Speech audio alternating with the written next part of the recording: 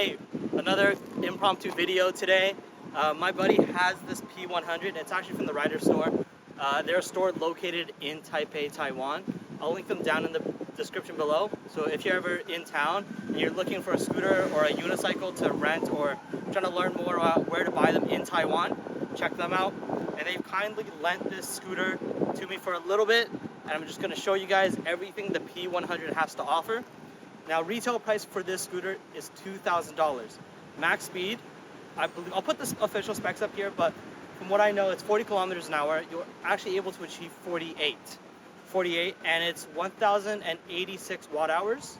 What are the other specs? 650 watt rear motor, dual suspension as well. And this scooter, as you guys can tell, shares some similarities with the GT2, but obviously still a lot different. So let's go ahead and look at the handlebar of this P100. All right, so rubber grip on the side, and you have this thumb throttle. This thumb throttle is really wide, so it's actually really comfortable from the brief moment that I've tried it. Obviously, app connectivity, and you have an NFC lock key right here. So you tap it. Well, I just turned it off. Turn it back on. You guys can see everything that the speedo dial shows. So this is about, I think, 40% power right now. We have the mode button right here, so Eco, Drive, Sport, and there's actually a secret Sport mode. You can unlock it through the app. From what my buddy has told me, it's actually a bit annoying to change the modes because when you come to a full stop after some time, you have to go back into the app and re-enable it. So again, there's a secret mode where the Sport shows up red. Now you can only unlock it through the app. Now let's look at this. There's a extension mount hole here. So there's apparently a bar that you'll be able to mount across here. And that way you'll be able to put all your accessories. So your cell phone mounts or your extra lights or whatever it may be. Now you have your power button here. It's a bit hard to see actually because it's in red, but power button. And then this is using the similar dials or whatever you call this module as the GT2. So just off of memory, this beep, this horn is a little bit, it has a deeper bass to it. It's a lower sound. And then you have your headlight. Let's look at the front headlight here. That's your front headlight. Your daylight running light, and then your front headlight. Turn signals.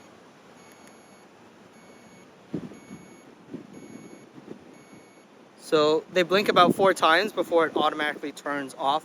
Front and rear brake, I don't need to go over that with you guys. Let's see how the scooter looks when it is folded down.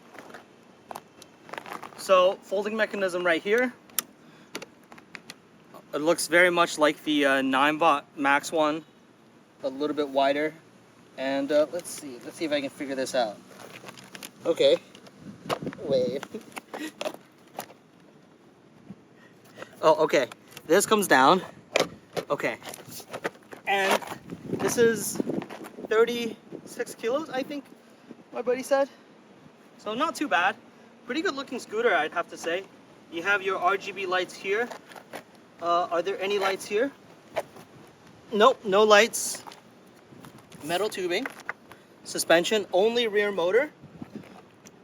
Front brake caliper brakes. I don't know if they're hydraulic. I can't tell, but they're disc brakes for sure.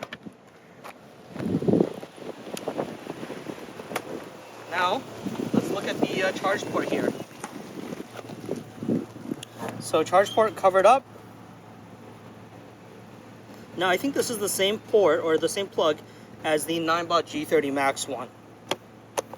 Good waterproofing here. And speaking of waterproofing, this scooter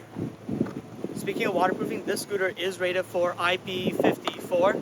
I do definitely think that this scooter is of a much higher rating, but I think it's just liability and everything that they may have to deal with.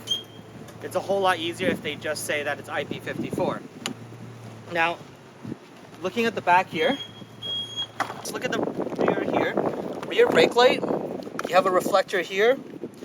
Your Brake caliper, that's pretty much it. The rear mudguard is reinforced with a metal structure on the side here. I think that's pretty much it. Scooter is not on full battery, but I will take it, around the block and just get a general feel, and I'll give you my quick thoughts on what I think about the P100.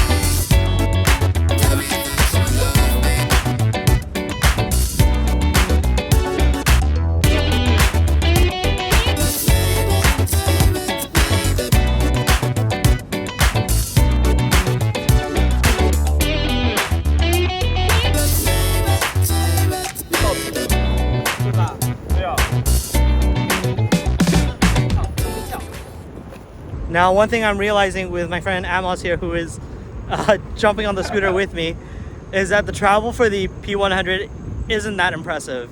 If you're jumping on the spot, you're gonna be able to feel it bottom out. Now, that may not be an issue if you're riding it as an everyday scooter, but you don't think of it as your Nami or like your other like suspension scooters. The suspension there is there for like your everyday riding.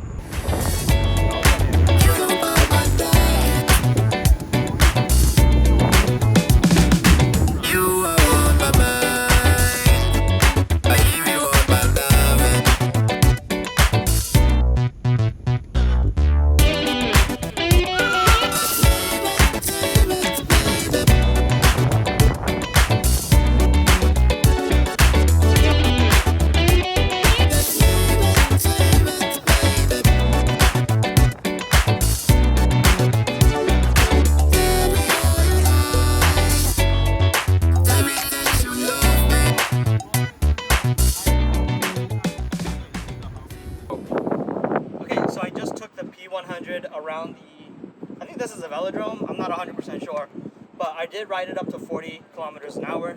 It did feel quite stable, and given the price tag this is, I still think it is a worthy upgrade of the Max. Now you're looking at a $1,200 USD difference. The 9-bot Max is about $800 US dollars, and this you're looking at $2,000. So good upgrade. You get suspension, you get a faster speed, but one thing I did notice is the weight distribution. So it seems like the front of the scooter is quite light. So when you're in the ludicrous mode, which is the sport in red text, you'll actually be able to lift the front, and even when you're doing a hop, you can actually lift the scooter quite high up. So that's something to worry about. But there are no speed wobbles that I could feel even turning at high speeds on this scooter. But I can't wait to get my hands on the P100 for a longer period of time and then be able to do a more in-depth review. But these are just my quick thoughts on the P100. Thanks for watching the video, and I'll catch you guys in the next one.